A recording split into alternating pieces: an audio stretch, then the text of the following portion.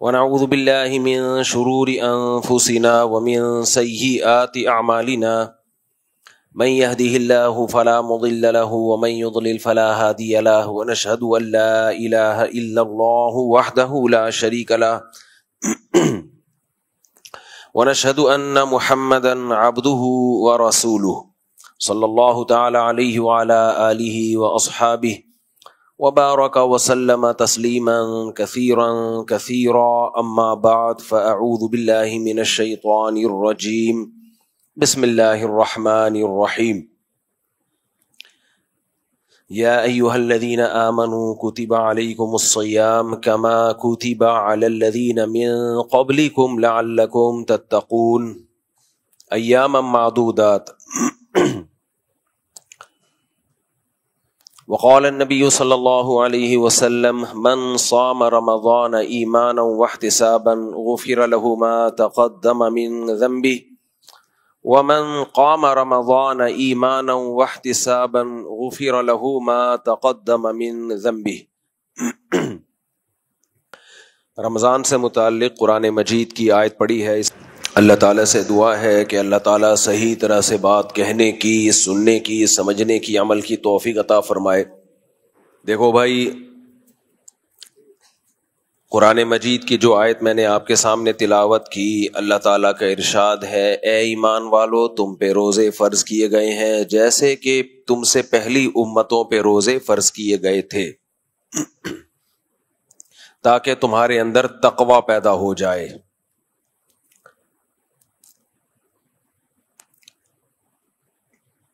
روزوں کی حکمت اللہ نے بیان کی ہے تاکہ تقوی پیدا ہو جائے۔ تقوی کسے کہتے ہیں؟ بچنے کو۔ لفظ کا تو ترجمہ بچنا ہے، چاہے اچھی چیز سے بچیں یا بری چیز سے بچیں، لیکن شریعت میں یہ لفظ برائی سے بچنے کے معنی میں استعمال ہوتا ہے، تاکہ تم برائیوں سے بچ جاؤ۔ تو روزہ رکھنے سے انسان برائیوں سے بچ جاتا ہے۔ کیسے بچ جاتا ہے؟ دیکھو، جانوروں میں اللہ تعالیٰ نے بچنے کا مادہ ہی نہیں رکھا، ان کا جو دل چاہتا ہے وہ کرتے ہیں۔ آپ یہ ڈاکومنٹریز دیکھیں، یہ جو ہائنا ہوتا ہے کتنی بے دردی سے جانوروں کو کھاتا ہے، یہ زندہ ہی کو نوچ نوچ کے کھانا شروع کر دیتا ہے۔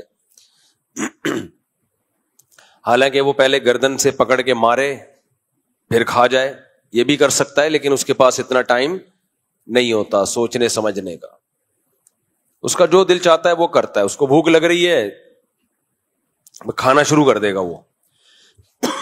اس سے اس کو غرض نہیں ہے کہ تمیز سے کھاؤں یا بدتمیزی سے کھاؤں، یہ صلاحیت اللہ نے اس کے اندر رکھی نہیں ہے۔ انسان کو اللہ نے شعور دیا ہے، وہ سوچتا ہے کہ یہ کام کرنے کا ہے، یہ کام نہیں کرنے کا ہے، یہ کام کر لینا چاہیے، اس کام سے ہمیں بچنا چاہیے۔ اب اچھا انسان وہ ہوتا ہے جسے اپنی خواہشات پہ کنٹرول ہو۔ سارا مسئلہ ہی یہیں سے ہے بھائی۔ آپ اگر دل کے پیچھے چلتے ہو کہ دل کیا کہہ رہا ہے، تو دل کے پیچھے چلنے والے آخرت بھی برباد کر دیتے ہیں اور دنیا بھی برباد کر دیتے ہیں، جو اپنے دل کے پیچھے چلتے ہیں۔ کیونکہ دل کے بارے میں مشہور ہے کہ دل پاگل ہے۔ دل کے بارے میں کیا مشہور ہے؟ دل پاگل ہے۔ اور یہ غلط مشہور نہیں ہے، بالکل صحیح مشہور ہے۔ بعض چیزیں صحیح ہوتی ہیں اس لیے مشہور ہو جاتی ہیں، ہر مشہور چیز غلط نہیں ہوتی، بعض دفعہ صحیح بات ہی مشہور ہوتی ہے۔ تو دل کیا ہے؟ بولو نا، پاگل ہے۔ اس کا کام ہے چاہتوں کو پورا کرنا، چاہنا۔ عقل اسے کنٹرول کرتی ہے کہ تو صحیح چیز چاہ رہا ہے یا غلط چیز چاہ رہا ہے۔ شوگر کا جو مریض ہے اس کا بھی دل چاہتا ہے نا لڈو کھانے کا، ہے؟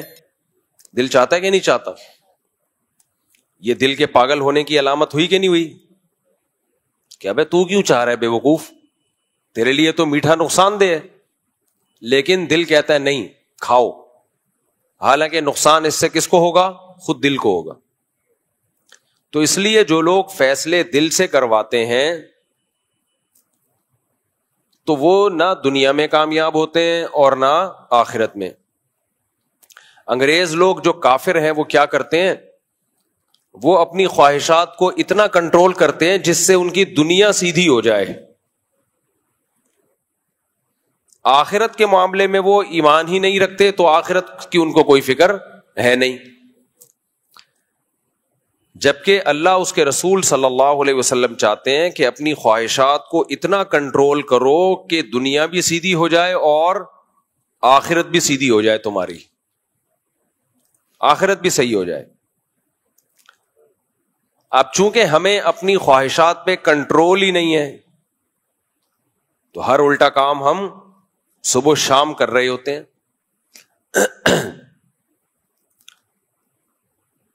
یہ جو غصے میں طلاقیں دیتے ہیں, یہ کون لوگ ہیں جنہیں اپنی خواہشات پہ کنٹرول نہیں ہے, غصے پہ کنٹرول نہیں ہے, بس جو دل چاہا کر لیا, بعد میں روتے پیٹتے ہیں, پھر مفتیوں کا دماغ خراب کرتے ہیں آ کے, پھر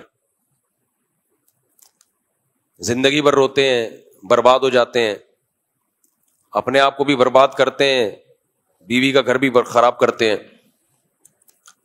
غصے میں کنٹرول نہیں ہے, گولی مار دی سامنے والے کے, ساری زندگی جیلوں میں سڑ رہے ہیں, کیسز بھگت رہے ہیں. بھائی اس وقت ذرا کنٹرول کر لیتا, نہیں جی, کنٹرولنگ پاور بولو ختم.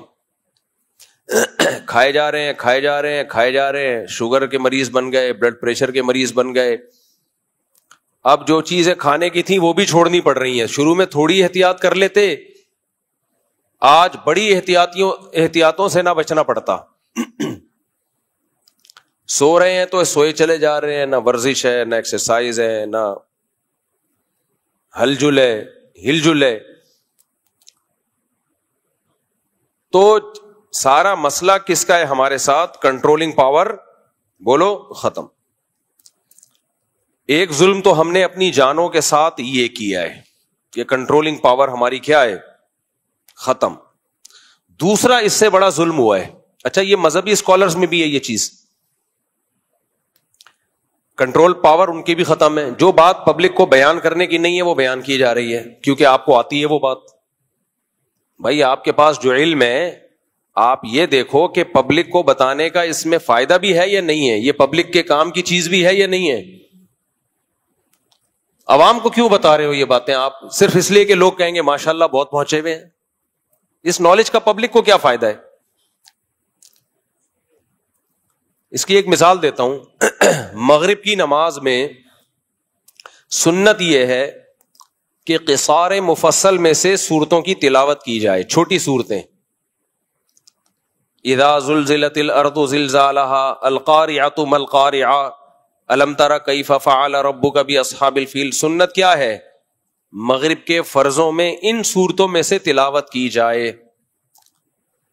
ہمارے مسجد میں دارالافتاء والارشاد میں مفتی رشید احمد صاحب کے دور میں قاری صاحب آئے, وہ مغرب کی نماز میں کبھی سورہ بقرہ سے تلاوت کر رہے ہیں, کبھی سورہ آل عمران سے.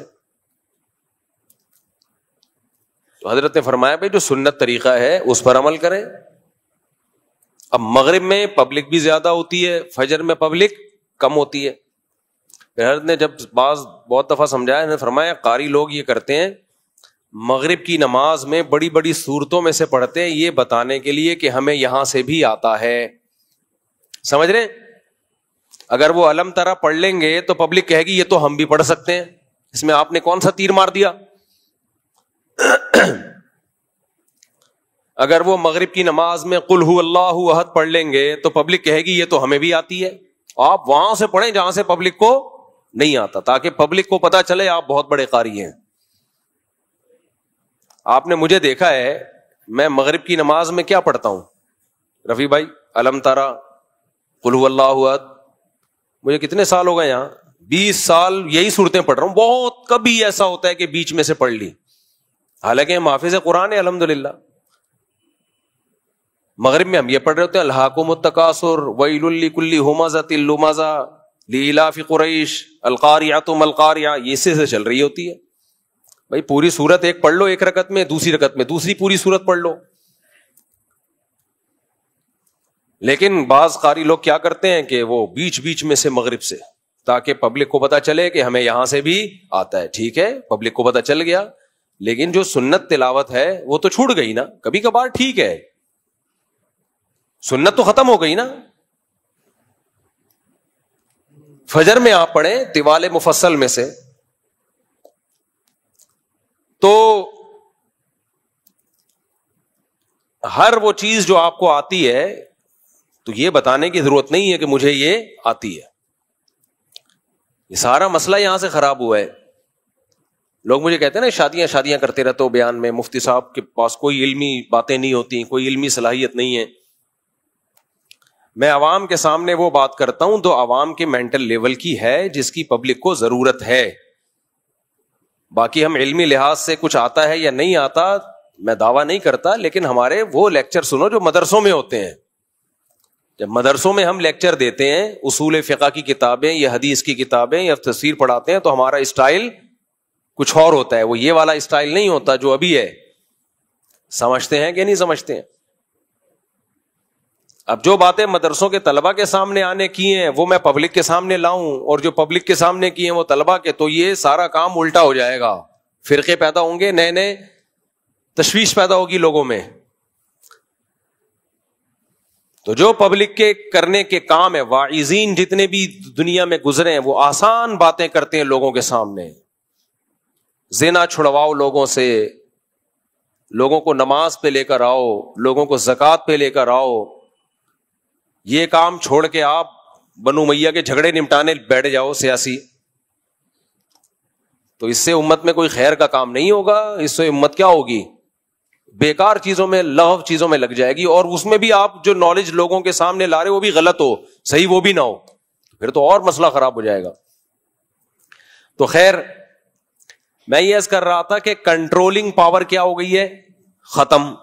مذہبی لوگوں کی بھی کنٹرولنگ پاور ختم. مذہبی اسکالر جو ہوتے ہیں بہت سے, کہ ان میں برداشت ہی نہیں ہے. یہ بات عوام میں لانے کی ہے کہ نہیں لانے کی ہے, کیسے بیان کیا جائے برداشت سے. جب ایک دوسرے کے خلاف بولتے ہیں تو برداشت سے کنٹرول ختم ہو جاتا ہے. سامنے والے پہ رد کیسے کرنا ہے اس کے بھی تو کوئی آداب اور کوئی تمیز ہوتی ہے نا. تمیز مارکیٹ سے کیا ہے؟ شارٹ ہے. تو ایک ظلم تو یہ ہوا کہ ہماری سوسائٹی میں برداشت ختم ہے. دوسرا ظلم یہ ہوا کہ مذہب میں ان چیزوں کو داخل کیا گیا کہ جن چیزوں سے برداشت اور ختم ہوتی ہے, حالانکہ ان کا مذہب سے تعلق نہیں ہے. سمجھ میں آ رہی ہے بات؟ یعنی گویا کہ جو چیز برداشت پیدا کرنے کا ذریعہ تھی مذہب, اسی مذہب کا ایسا تصور پیش کیا گیا کہ عدم برداشت ایسا لگتا ہے کہ سب سے زیادہ مذہبی لوگوں میں ہے. نہیں آئی بات؟ یعنی مذہبی لوگوں کو دیکھ کے لگتا ہے کہ سب سے کم برداشت ان لوگوں میں ہے. سب سے زیادہ جذباتی لوگوں میں مشہور ہے یہ بات.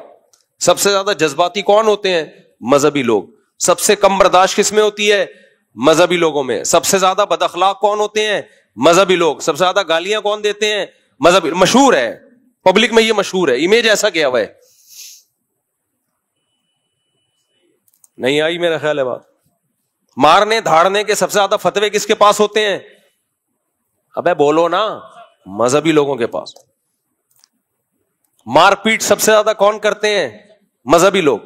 میں نہیں کہہ رہا حقیقت ہے یہ, لیکن پبلک کے سامنے جو مذہبی لوگوں کا امیج گیا ہوا ہے, جو تصور گیا ہوا ہے, وہ یہی ہے. سمجھتے ہو کہ چیختے چلاتے سب سے زیادہ کون ہے؟ آپ یونیورسٹیوں میں لیکچرار کے پاس چلے جائیں, تمیز سے لیکچر دے رہا ہوگا, کسی مولوی صاحب کے بیان میں بیٹھ جائیں تو ایسا لگ رہا ہوگا ابھی سر پھاڑ دے گا ہمارا بیٹھ گئی ہے. اتنا چیخے گا, اتنا چلائے گا, کہتے کیا ہو رہا ہے بھائی, یہ بات آرام سے بھی کہی جا سکتی ہے. ایک صاحب ہے, ایک مولانا صاحب, میرے خلاف فتوے آج کل بہت دے رہے ہیں. وہ اڑا دو گردن, اڑا دو اس کی, مار دو اس کو, گستاخ ہے, اور پتہ نہیں اس طرح کے فتوے نا. تو جب بہت زیادہ ہو گئی تو میں نے کسی کو بھیجا, میں نے کہا جا اس کے بیان میں بیٹھ ریکارڈ کر کے لے آ, اس سے پہلے کہ یہ ہماری گردن اڑائے ہم اس کے خلاف کیس کرتے ہیں. کیونکہ اچھا وہ کام اس کا یہ ہے کہ بنیان سونگتا ہے عورتوں کے. کیا کرتا ہے وہ؟ عورتوں کے بنیان سونگ سونگ کے بتاتا ہے کہ تیری بیوی پہ جن ہے یا نہیں ہے. اب جب سے میں نے یہ کہنا شروع کیا ہے نا میری گردن اڑے نہ اڑے, اس کی 2 ٹکے کی سوسائٹی میں حیثیت رہی نہیں ہے. کیونکہ ہمارے علماء ایسے لوگوں کے خلاف بولتے ہوئے ڈرتے ہیں کہ شاید کہیں پہنچے ہوئے بزرگ نہ ہو, کہ یہ جن چڑیل بھوت بھگاتے ہیں تو پتہ نہیں ان کا اللہ کے ہاں کیا مقام ہوگا. ہمارے علماء اکثر نیک علماء بھی ڈرتے ہیں ان لوگوں کے خلاف بولتے ہوئے کہ یار ایسا نہ ہو حقیقت میں کہیں پہنچے ہوئے نہ نکلیں کہیں. یہ بعض ہوتے ہیں نا وہ بہت بڑا مقام ہوتا ہے. تو اللہ نے میرے اندر جو سافٹ ویئر انسٹال کیے ہیں وہ سافٹ ویئر ان چیزوں کو مانتے ہی نہیں ہیں. میں کہتا ہوں وہ کمبخت 1 نمبر کا بے غیرت, اور بے غیرت سے بہت کم گالی ہے. یہ ممبر کا احترام ہے کہ میں بہت ہلکا لفظ یوز کر رہا ہوں. ممبر نہ ہوتا تو پھر میں بتاتا ان کو کیا کہا جائے گا. مجبور ہوں, ممبر نے میرے ہاتھ باندھ دیے. وہ بزرگ تو دور کی بات میرے بھائی, جو عورت کا بنیان سونگ رہا ہے نا کسی غیر عورت کا, وہ بے غیرتی کا لفظ اس کے لیے, یہ بے غیرتی کے لفظ کی توہین ہے. بے غیرت کا لفظ بولے گا یار میں اتنا برا ہوں کہ آپ نے اس آدمی پہ میرا نام فٹ کر دیا, اور اپنے آپ کو مفتی بھی کہتا ہے, مفتی فلاں مفتی فلاں. تو جن چڑیل بھوت بھگانے والے ویسے ہی غیرت ان میں ہوتی نہیں ہے. آپ ذرا ان کے ساتھ رہو, آپ کو سارے 1 نمبر کے بے غیرت نظر آئیں گے. یہ اتنے بے غیرت ہیں کہ میں ان کے خلاف اتنا بول رہا ہوں, ایک جن میرے پاس نہیں بھیجا انہوں نے. یار کیا خیال ہے, بھیج دو یار 2-4 جن چڑیل بھوت بھیج کے ہمیں بھی کوئی جادو وادو کرو ہمارے اوپر بھی. تو کوئی جادو کرو نا ہمارے اوپر بھی کرو یار. کس نے منع کیا تمہیں؟ رکھو تعویذ. تو یہ ان تلوں میں تیل نہیں ہے, یہ بے غیرت لوگ ہیں. یہ صرف آپ میں اگر کوئی بے غیرت ہو تو اس پہ اثر کریں گے یہ, ٹھیک ہے نا. یہ ان کا اثر ہر ایک پہ نہیں ہوتا. تو وہ ہے, وہ ہر جمعے کے بیان میں نا چیخ چیخ کے تھک گیا وہ بے غیرت میرے خلاف. کبھی بنوری ٹاؤن کے فتوے, کسی اور کے بارے میں فتویٰ بنوری ٹاؤن کو وہ میرے نام پہ لگا لگا کے چلا رہا ہوتا ہے. ابھی 2 جمعے پہلے پھر اس نے بانٹا ہے. پوری بیچارے کی کوشش ہے کہ مفتی طارق مسعود کا کوئی سر قلم کر دے, پوری زور لگا رہا ہے وہ. اور قلم کرنے کا مقصد کیا ہے؟ تاکہ یہ جو چڈی بنیان جو سونگ سونگ کے بتاتا ہے نا, اس کو جو میں نے ایکسپوز کیا ہے, یہ تو چڈی میں نے دیکھی نہیں ہے, بنیان تو لوگوں سے سنا ہے, لیکن میں یقین سے کہتا ہوں چڈیاں بھی سونگتا ہوگا. کیونکہ جو بے غیرت ہوتا ہے وہ تھوڑا بے غیرت ہوتا نہیں ہے. تو وہ گردن اڑانے کے چکر میں لگا ہوا ہے بہت دنوں سے. تو جتنے اس کے بے غیرت مرید ہیں میں ان سے کہتا ہوں کہ اپنے اس پیر سے بولو کہ بے غیرت تو ہمارے ذریعے سے مفتی کی گردن کیوں اڑوا رہا ہے؟ تجھے اگر عشق مصطفیٰ ہے تو بے غیرت خود آنا. صحیح ہے نا. سادہ لوہ عوام کو عشق مصطفیٰ کے نام پہ ان سے قتل کروا کے ساری زندگی ان کی جیلوں میں گزرتی ہیں, اور یہ بے غیرت بیٹھے ہوتے ہیں خود گاڑیوں میں گھوم رہے ہوتے ہیں اور عورتوں کے بنیان سونگ رہے ہوتے ہیں. زندگی ان کی اسی میں گزرتی ہے.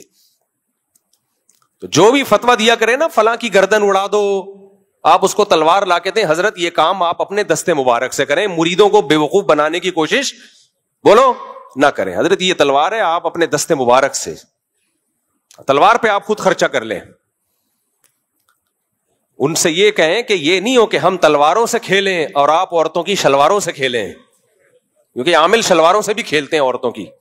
یہ نہیں ہو سکتا کہ ہمیں تلواروں سے کھلواؤ, خود چڈی بنیان اور شلواروں سے کھیلو. جس پر خدا کی کوئی بہت بڑی پھٹکار ہوتی ہے نا وہ عامل بنتا ہے. بہت بڑا کوئی جرم ہوا ہوتا ہے, اس سے بہت بڑے کوئی کبیرہ گناہ کا ارتکاب کیا ہوتا ہے. یہ چھوٹے موٹے گناہوں پہ اللہ کی طرف سے ایسی سزا نہیں ملتی ہے. جس کو اللہ جن چڑیل بھوت بھگانے والا روحانی عامل بنا دے نا, یقین کر لو اس سے ماضی میں کوئی چھوٹا گناہ نہیں ہوا, اتنا بڑا کبیرہ گناہ ہوا ہے کہ جس کی پھٹکار اس کے اوپر برسی ہے. کیونکہ یہ گناہ جو ہے نا عامل بننے کا جرم, اس کی نسلیں بھگتتی ہیں اس کی سزائیں. وہ کبھی بھی لاجک کی بات تو کرے گا ہی نہیں. جہاں میاں بیوی کا جھگڑا ہوگا نمٹائے گا نہیں, جن چڑیل بھوت کے کھاتے میں ڈالے گا. عقل مند آدمی اینالائز کرتا ہے کہ اس میں غلطی کس کی ہے, اس کو جوڑنے کی کوشش کرو. جیسے قرآن نے حکم دیا کہ دونوں طرف سے خاندان کے افراد بیٹھے, دیکھیں غلطی کس کی ہے, صلح کی کوشش کریں.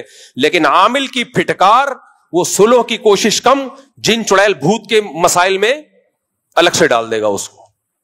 کاروبار کا نقصان ہوگا, لاجک کی بات نہیں کرے گا کہ یار جو نقصان ہو رہا ہے اس کی تلافی کرو, وہ کس پہ ڈال دے گا, جن چڑیل بھوت پہ.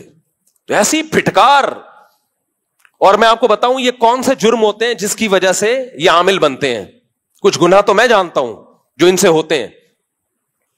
ایک جرم ہوتا ہے علماء اور بزرگوں کو برا بلا کہنا. جس نے یہ جرم کیا ہوتا ہے اللہ اس کو عامل بنا دیتے ہیں کہ اب تجھ سے علم چھین لیا. مدرسوں میں کچھ طلبہ ایسے ہوتے ہیں جو اپنے ٹیچروں کی, استاذوں کی, بزرگوں کی بے ادبیاں, گستاخیاں کرتے ہیں. تو اللہ ان کو علم کی نعمت سے محروم کر کے کس پہ ڈال دیتا ہے, جن چڑیل بھوت بھگانے کے کام پہ ڈال دیتا ہے. جن طلبہ نے استاذوں کا احترام کیا ہوتا ہے ان سے اللہ علمی کام لیتا ہے, دین کی دعوت اور دین کی تبلیغ کا کام لیتا ہے. لیکن مدرسوں میں جن طلبہ نے بے ادبیاں, گستاخیاں کی ہوتی ہیں اپنے محسنین کے ساتھ, اپنے بڑے بزرگوں کے ساتھ, تو اللہ علم چھین کے اس کو کس میں ڈال دیتا ہے, روحانی ڈرامے بازیوں میں. دوسرا, یہ سزا ان طلبہ کو ملتی ہے جنہوں نے 8 سال مدرسوں میں گزارے, وقف کا مال کھایا, پڑھائی کو فوکس نہیں کیا. یہ بھی کم جرم ہے کیا؟ قوم کا سرمایہ آپ کے اوپر خرچ ہوا, آپ کو چاہیے تھا کہ آپ پڑھتے, صرف نحو میں مہارت حاصل کرتے, فقہ پڑھتے, قرآن کی تفسیر پڑھتے, عربی ادب میں دلچسپی لیتے. 8 سال مدرسے نے آپ پر احسان کیا, آپ کے ٹیچروں نے آپ کو پڑھایا, لیکن آپ کو ٹک ٹاک سے اور فیس بک سے فرصت نہیں ملتی تھی. اب 8 سال کے بعد دنیا کے تو رہے نہیں, کیونکہ جوانی کی بہترین زندگی جو علم حاصل کرنے میں لگانی تھی, جو دنیا حاصل کرنے میں لگانی تھی, وہ آپ نے مدرسے میں لگا دی, اور مدرسے میں بھی آپ نے علم حاصل نہیں کیا. نتیجہ کیا نکلا, نہ دین کے رہے نہ دنیا کے رہے. تو اس زندگی برباد کرنے کی پھٹکار کیا اللہ آپ کو لگا دیتا ہے جن چڑیل بھوت بھگانے کے کام میں. نہیں آ رہی میرا خیال ہے بات؟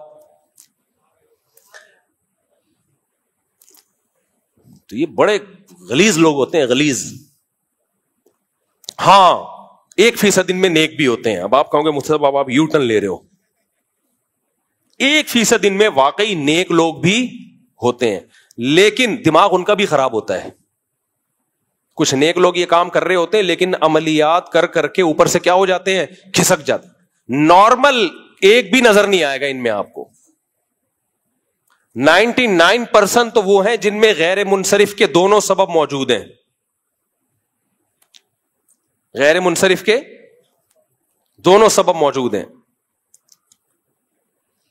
ایک سبب تو فسق و فجور, سمجھ رہے ہو؟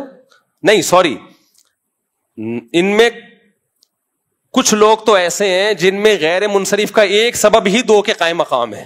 ٹھیک ہے, وہ ہے فسق و فجور. جو عربی گرامر کے طلبہ ہیں وہ سمجھتے ہیں, فاسق ہوتے ہیں. تو ایک ہی سبب 2 کے قائم مقام, تو وہ ہوتے ہی غیر منصرف.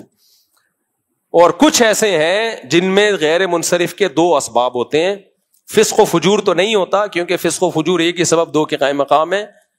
تو ایک سبب تو ان میں یہ ہوتا ہے کہ جاہل ہوتے ہیں, دوسرا سبب بے وقوف ہوتے ہیں, دماغ خراب ہو چکا ہوتا ہے ان کا. کیونکہ جب یہ وظیفے پڑھتے ہیں نا فلیتے پلیتے بیٹھ کے, وہ نہیں وہ جا کے عملیات کرتے ہیں یہ بیٹھ کے, تو اس سے اوپر کی کھوپڑی کیا ہوتی ہے, کھسک جاتی ہے.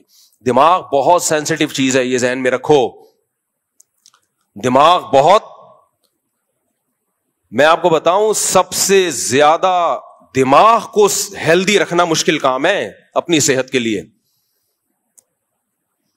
لوگ سمجھتے ہیں کہ ہم اپنی نگاہوں کو کی حفاظت کرنا بڑا مشکل کام, یعنی ہماری نظر صحیح رہے, ہماری سماج صحیح رہے, ہم چلتے دوڑتے رہیں. بھائی ٹانگوں کی ہیلتھ اس کو بچا کے رکھنا آسان, معدے کی ہیلتھ کو بچا کے رکھنا بولو آسان, سننے کی قوت, دیکھنے کی قوت, ان کو بچا کے رکھنا آسان. سب سے زیادہ مشکل اگر کسی آپ کے جو آرگن ہے نا جس کی صحت کو مینٹین رکھنا سب سے زیادہ مشکل ہے, وہ دماغ ہے. ذرا سی ایب نارمل لائف ہوتی ہے اور دماغ ایب نارمل ہونا شروع ہو جاتا ہے.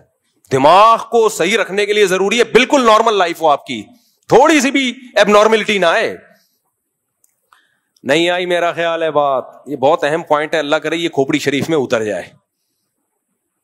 آج آپ کو پتا ہے نا کتنے زیادہ سائیکولوجسٹ سوسائٹی میں آ گئے ہیں, اور کتنے لوگ, کوئی تھوڑا سا کھسکا ہوا ہے, کوئی عجیب سا کھسکا ہوا ہے, کوئی بیٹھے بیٹھے اوٹ پٹانگ حرکتیں شروع کر دیتا ہے. یہ بیماریاں بہت ہو گئی ہیں.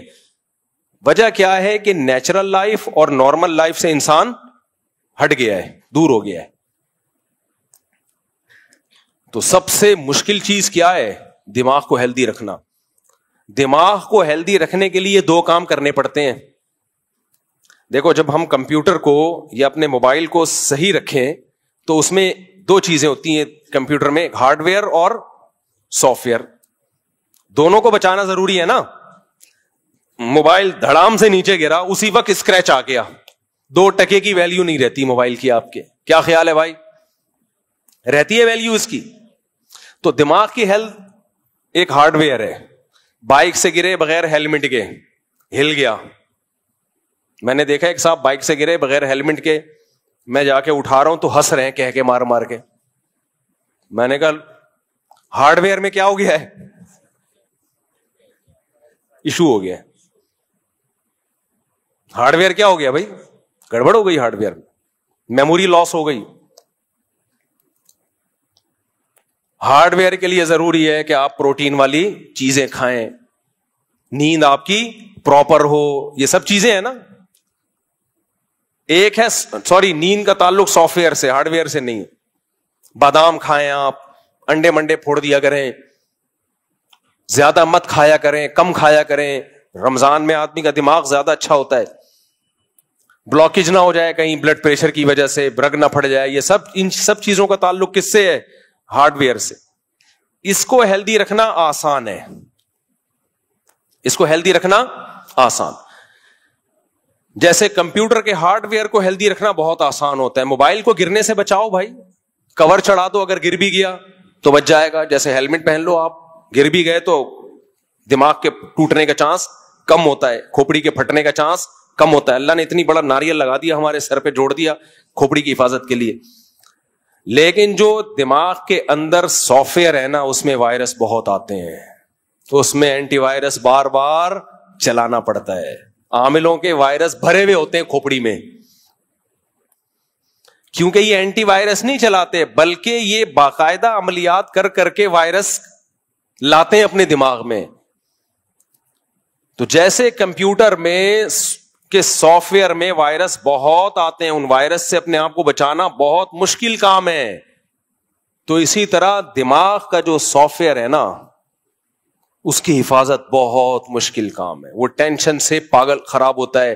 ایب نارملٹی والا کوئی بھی کام آپ دیکھو, اکثر دماغی بیماریاں بچپن میں پیدا ہوتی ہیں جو بڑے ہو کے ظاہر ہوتی ہیں.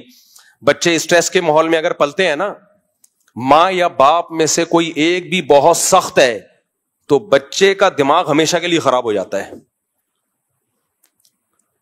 اسکولوں کی جو ٹینشن ہے نا بچوں میں, ہر وقت امتحان امتحان امتحان, آگے بڑھنے کا شوق ہی ختم, بس نمبر لینے کا شوق ہوتا ہے. تو وہ اسٹریس ان کو کیا کرتی ہے, ان کے اندر جو, میں آپ کو اپنی بات بتاؤں, میں نے مدرسے میں جا کے پڑھا ہے, اسکولوں میں نہیں پڑھا.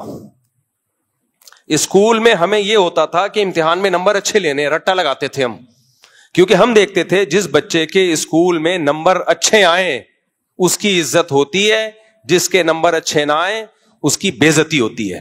تو ہمیں اس سے کوئی سروکار نہیں ہوتا تھا کہ جو فزکس کیمسٹری ہم پڑھ رہے ہیں اس میں ہمیں کتنی مہارت ہو رہی ہے. میں تو پھر بھی اپنے طور پر کوئی دلچسپی لیتا تھا, جیسے فزکس کے اصول جب ہم پڑھتے تھے تو میں اپنی پریکٹیکل لائف میں اس کو اپلائی کرتا تھا. لیکن ہمارے کلاس فیلو بولتے تھے بھائی جتنا ٹائم اس کو سیکھنے میں لگا رہے ہو 6 سوال اور رٹا لگا کے یاد کر لیتے, ان سب چیزوں کا آپ کو امتحان میں کوئی فائدہ نہیں ہوگا. تو اس سے آدمی کی جو مینٹل گروتھ ہے وہ بڑھتی ہے یا کم ہوتی ہے؟ کم ہوتی ہے. سائنسدان وائنسدان ٹائپ کی چیزیں پیدا نہیں ہوتی. پھر اس سے جب ہم مدرسے میں گئے تو اللہ کا بڑا فضل ہوا, مدرسے میں جب میرے شروع کے جو 2 سال تھے نا, اس میں وہ روایتی طریقہ نہیں تھا ہمارے مدرسے میں جو عام طور پہ مدرسوں میں ہوتا ہے. اس میں یہ کہ یہ عربی گرامر یہ آپ نے پڑھنی ہے, تو میں خود پریکٹس کر کے اس کو, ٹیچر کی محنت اور خود پریکٹس کر کے بہت سیکھ کیا, اس میں دلچسپی تھی.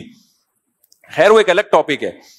تو بچپن میں بچے کے دماغ میں کوئی اسٹریس ہو, بلا وجہ کا روب ہو, تو اس میں کچھ سافٹ ویئر میں کیا ہوتا ہے دماغ میں خلل, وہ ٹھیک ہونا بڑا مشکل ہے. پھر وہ ساری زندگی اب نارمل ہی رہتا ہے بیچارہ, بڑھ ہی نہیں پاتا.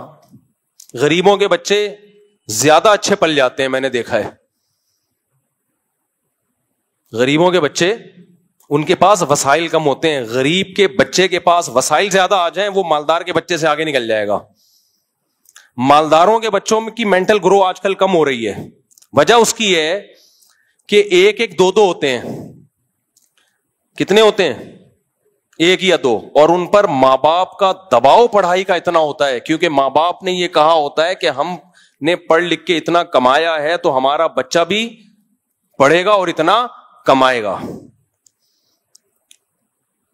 اور پھر بچے کو کھیلنے کودنے کے لیے قریب العمر بہن بھائی نہیں ملتے. اس کے کزنوں کی تعداد, اس کے بہن بھائیوں کی تعداد کم ہوتی ہے. بچہ جب بچوں کے ساتھ رہتا ہے نا, بہت لائف کو انجوائے کرتا ہے. وہ بھاگتا ہے, دوڑتا ہے, درخت پہ چڑھ رہا ہے, کبھی بادام کے درخت پہ دھڑام سے گرا, چھوٹا بھائی, بڑا بھائی, منجلا بھائی, چھوٹی بہن, بڑی بہن, منجلی بہن اور کزنوں کی پوری فوج ہوتی ہے. ایسے کھیل کود کے جو بچے بڑے ہوتے ہیں وہ دنیا میں بڑے کام کرتے ہیں, بشرطے کہ ان کو وسائل بھی ملیں. اب غریب کے بچوں کے پاس وسائل کم ہوتے ہیں, اس لیے بڑے کام نہیں کر پاتے. مالداروں کے بچے تو ہم دیکھ رہے ہیں بیچارے برگر, کچھ کسی کا ڈھو کرو گر جاتے ہیں وہ. اور یہ مسائل باہر ملکوں میں زیادہ ہیں. بچوں کی جو بیماریاں ہیں نا دماغی, یہ ترقی یافتہ ملکوں میں زیادہ بیمار ہیں بچے, غریب ملکوں میں کم ہے. ابھی میں افریقہ تو چوتھا چکر لگا ہے میرا, تیسرا یا چوتھا.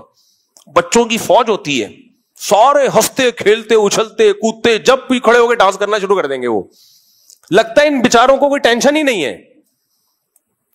بیچارے غریب ہونے کی وجہ سے کہہ رہا ہوں میں, ایسا انجوائے کر رہے ہیں لائف کو. ان کی مائیں ان کو ایک سوکھی روٹی کا ٹکڑا پکڑا دیتے ہیں, اسی کو کھا جاتے ہیں وہ خوشی خوشی. امیر کے بچے کی ٹینشن ہے تو دیکھو, وہ میرا کلپ بڑا مشہور ہوا تھا نا, مائیں صبح صبح منتیں مان کے بیٹھی ہوئی ہوتی ہیں.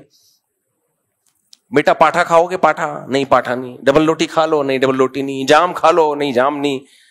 شہد کھا لو؟ نہیں شہد نہیں, شہد تو کھاتا ہی نہیں. چاکلیٹ کھا لو؟ نہیں یہ بھی نہیں. کیا کھائے گا بھائی تو؟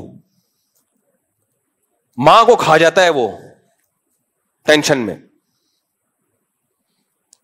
پھر ڈاکٹروں نے اتنا الو بنا دیا, اللہ بچا کے رکھے. بچے کو ایکچولی یہ کھلائیں تو پھر یہ کھلائیں, تو بچے کو پھر اتنی پروٹین ہونے چاہیے بچوں کی ڈائٹ میں, اتنے. بچے کو کچھ بھی نہیں کھلاؤ, بھوکا رکھو. بھوک میں وہ 2 نوالے کھائے گا نا چھین کے, دیکھو ٹھا کر کے اس کی باڈی کو لگتا ہے. مجھے یاد ہے ایک جگہ میں کہیں رہنے کے لیے گیا, تو ہمارے کوئی ریلیٹیو تھے, ان کے پڑوس میں بہت غریب فیملی تھی. اچھا جو ہمارے ریلیٹیو تھے وہ کھاتے پیتے فیملی تھی. ان کے جتنے بچے تھے وہ سارے کمزور. میں دیکھتا تھا یار یہ پڑوسیوں کے ہاں تو بیچاروں کے روٹی نہیں ہوتی کھانے کی, بچے ان کے ماشاءاللہ سارے کیا ہیں, صرف روٹی کھاتے تھے, صرف روٹی. اور میں ان کے گھر منظر دیکھتا تھا کہ روٹی پک رہی ہوتی تھی نا, بچہ آتا تھا توے پہ ابھی پوری پکی نہیں, اٹھا کے بھاگ جاتا تھا, کھا رہا ہوتا تھا, اما کو دکھا رہا ہوتا تھا, اور اما چمٹا دکھا رہی ہوتی تھی اس کو. سمجھ رہے ہو, بغیر سالن کے روٹی. اور ایسے پاورفل بنے ہیں, ایسے پاورفل. تو زیادہ ڈاکٹروں کو بھی لفٹ نہیں کرایا کرو, اگر پیسے ہیں تو کرا لو, نہیں ہے تو سب چلتا ہے. خیر ابھی کہاں سے کہاں میری بات چینج ہو رہی ہے, میں ابھی اصل ٹاپک کی طرف آتا ہوں. تو میں یہ کر رہا تھا کہ مذہب جو برداشت سکھاتا تھا وہی کیا سکھا رہا ہے. مذہبی لوگ عام طور پر, لوگوں میں مشہور ہے یہ بات کہ مذہبی لوگوں میں برداشت کم ہوتی ہے. تو بھائی یا تو یہ مذہب کا قصور ہے, تبھی بہت سے لوگ یہ منظر دیکھ کے ملحد ہو گئے, ایتھیسٹ ہو گئے. کیا سب سے زیادہ عدم برداشت تو ہمیں مذہبی لوگوں میں نظر آتی ہے, حالانکہ انہوں نے اوریجنل مذہبی لوگ دیکھے ہوتے نہیں ہیں. اصل وجہ یہ ہے. تو اب نظر اگر ہمیں آ رہا ہے کہ مذہبی لوگوں میں برداشت کم ہے, امیج یہی بنا ہوا ہے دنیا کے سامنے, تو یا تو میرے بھائی یہ مذہب کا قصور ہے کہ مذہب پروڈکٹ ایسی تیار کر رہا ہے جن میں برداشت نہیں ہے. تو اگر خدا نخواستہ یہ مذہب کا قصور ہے تو اس کا مطلب پھر ہم صحیح مذہب کو فالو نہیں کرتے، پھر تو ہمیں مذہب چھوڑ دینا چاہیے. لیکن حقیقت یہ ہے کہ یہ مذہب کا قصور نہیں ہے، مذہب کو ریپریزنٹ کرنے والے، مذہب کو ایکسپلین کرنے والے وہ غلط ایکسپلین کر رہے ہیں. کیسے؟ اب میں آپ کو بتاتا ہوں. دیکھو، اگر کسی مذہب کے پہ چلنے والوں میں آپ کو موٹاپا بہت نظر آ رہا ہے، سارے گول گول ہی ہیں اس مذہب کے فالوورز. دوبارہ سے جب بہت بہترین مثال ہوتی ہے تو میں ایک گیئر لگانے کے بعد نیوٹرل کر کے گاڑی کو دوبارہ سپیڈ میں لے کر آتا ہوں. ریورس دوبارہ سے نا، روڈ بہت زبردست ہے تو اب گاڑی کو نیوٹرل کر کے بریک لگاؤ، دوبارہ گیئر میں ڈال کے گاڑی چلاؤ. تو میں مثال کو دوبارہ سے دیکھو. مجھے ایک بات بتاؤ، فرض کرو کوئی مذہب ہے جس کا کوئی بھی نام ہے، اسلام کی بات نہیں کر رہا، کوئی بھی ایک مذہب ہے، اس مذہب کا نام ہم اے بی سی رکھ دیتے ہیں. اس مذہب کا کیا نام ہے؟ اے بی سی. دنیا میں ایک مذہب ہے جس کا نام کیا ہے؟ اے بی سی. اس مذہب کے ماننے والوں کا دعویٰ ہے کہ ہمارا مذہب ہی برحق مذہب ہے، انسانیت کی نجات ہی اسی مذہب میں ہے، اور یہی مذہب برحق مذہب ہے. اس مذہب پہ چلو گے تو دنیا نجات پائے گی، دنیا کامیاب ہوگی. تو لیکن اس مذہب پہ جتنے بھی چلنے والے لوگ ہیں ان سب میں ایک چیز ہمیں کامن نظر آتی ہے کہ سب گول مٹول، بڑی بڑی توندیں، اور رائٹ اور لیفٹ دونوں کولے، اور توند کا سائز برابر، سارے ہی سب گول گول موٹے موٹے، 150-200 کلو سے کسی کا وزن کم نہیں. 2-4 ہوتے، 5-6 ہوتے، ہم کہتے ہیں یار یہ تو قدرت کی طرف سے ہو جاتا ہے نا. بھائی بہت لوگ ایسے ہم نے دیکھے ہیں جو بہت تھوڑا کھاتے ہیں لیکن وزن ان کا بہت زیادہ ہے. یہ اسٹرکچر ہی ان کا قدرت کی طرف سے. صحابہ میں بھی ایسے تھے، تابعین میں بھی ایسے تھے، بڑے بڑے بزرگوں میں آج بھی ہم نے دیکھا ہے.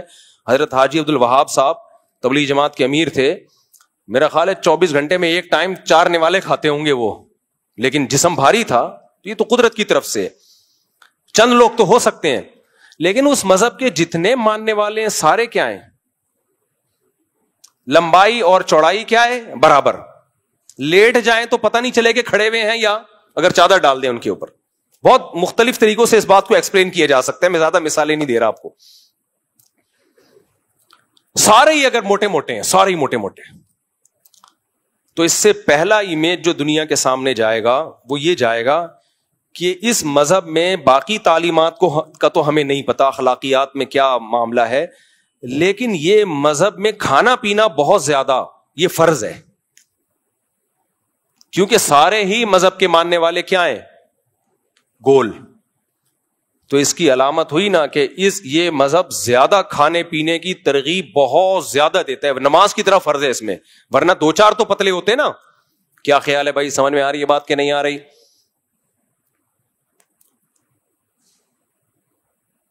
یہ ایمیج جائے گا کہ نہیں جائے گا؟ اب مسئلہ کیا ہو گیا ہے، آپ سمجھ گئے ہوں گے میں کیا کہنا چاہ رہا ہوں. ہمارے یہاں بھی ایسا ہی ہے. بہت سے مذہبی لوگ جب آپ ان کے فرقے یا ان کی جماعت کو جوائن کریں تو آپ کو باریک لوگ مارکیٹ سے شارٹ نظر آئیں گے، اور اگر کوئی دبلا نظر بھی آئے گا تو وہ ایسا ہی ہے جیسے بعض کم کھانے والے موٹے ہوتے ہیں، بعض بہت کھانے والے بھی اتفاق سے کیا ہوتے ہیں؟ پتلے ہوتے ہیں. وہ اتفاق سے قدرت نے ایک معجزہ دکھایا ہے کہ 6 دیگے کھا جاتا ہے، لیکن پھر بھی کیا ہے؟ میں نے ایسے لوگ بھی دیکھے ہیں باریک باریک، صبح و شام کھاتے رہتے ہیں پھر بھی باریک ہوتے ہیں. تو یہ قدرت کا ایک شاہکار ہوتے ہیں وہ.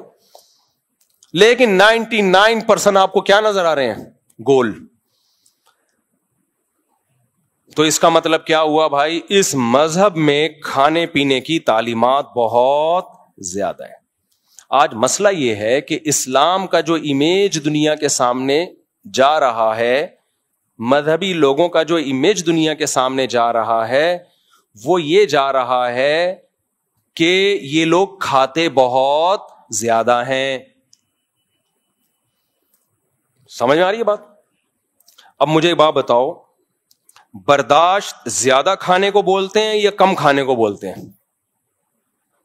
زیادہ کھانا یہ برداشت کی بات ہے یا کم کھانا؟ کم کھانا. کھانا کوئی کمال نہیں ہے میرے بھائی. سب کا دل چاہتا ہے پھوڑتے پھاڑتے رہیں.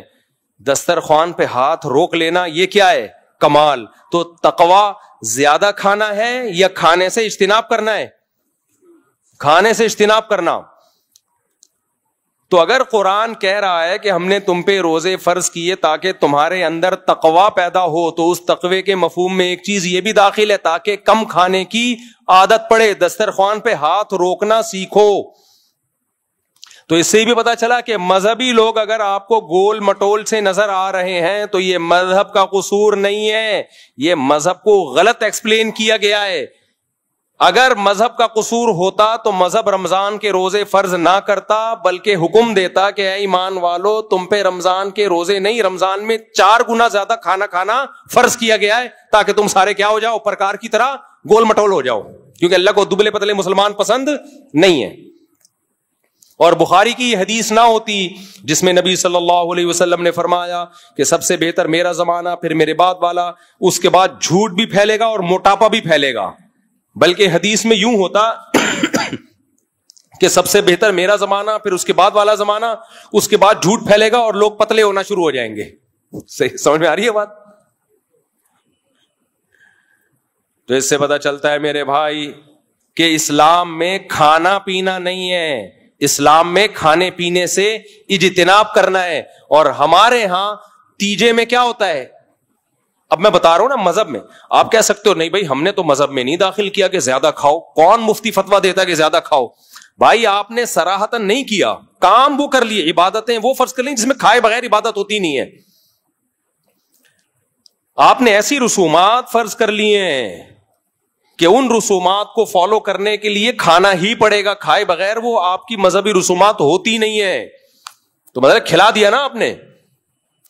اب مذہب کے نام پہ تیجا، میت کے یہاں تیجا ہوتا ہے، اس میں روزہ رکھتے ہیں یا کھاتے ہیں؟ دیگیں پکتی ہیں کہ نہیں پکتی؟ بولو نا. دیگیں پکتی. شریعت نے تو کہا تھا کہ میت کے لیے ایصال ثواب کرو، روزہ رکھ لو ابا کے ثواب کے لیے. ہم نے روزہ رکھنے کے بجائے دیگ منگوائی، پھوڑ دیا. حالانکہ ابا کا انتقال بھی اسی وجہ سے ہوا تھا، پھوڑنے کی وجہ سے. اسی وجہ سے تو ہوا تھا. وہ بھی ہر تیجے میں پہنچے ہوئے ہوتے تھے، ہر چلے پہ 40ویں میں پہنچے ہوئے ہوتے تھے، حلیم میں دیگے گھوٹ رہے ہوتے تھے، ربیع الاول میں رسگلے پھوڑ رہے ہوتے تھے اور کنڈے پھوڑ رہے ہوتے تھے. جو وجہ ابا کی موت کا سبب بنی، ربیع الاول کی دیگیں، ربیع الاول کے رسگلے. ابھی وہ کسی کا کلپ آیا مولانا صاحب کا بڑا دلچسپ، کہتے ہیں یہ وہابی لوگ ہم سے کہتے ہیں کہ شب برات کا حلوہ کسی کتاب میں دکھاؤ. پھر وہ کہتے ہیں ارے ظالمو، حلوہ کتاب میں نہیں ہوتا، پلیٹ میں ہوتا ہے. پھر کہہ رہے تو کتاب میں تلاش کرتا رہے، ہم دیگ میں تلاش کرتے ہیں. تو کتاب سے نکال کے کھاتا رہے، ہم دیگ سے نکال کے کھاتے رہیں گے. سمجھ رہے ہو؟ وہ کہہ رہے وہابیو، حلوہ کتابوں میں، ہم کہتے ہیں نا شب برات کا حلوہ کسی کتاب میں دکھاؤ، تو کہہ رہے کتاب میں تھوڑی، حلوہ تو دیگچی میں ہوگا. شب برات کا حلوہ الگ، سمجھ رہے ہو؟ شب برات کا حلوہ الگ، پھر 11ویں کے حلوے الگ، 12ویں کے الگ، فلانے کے الگ، ڈمکانے کے الگ، پھر داتا دربار کی دیگیں الگ.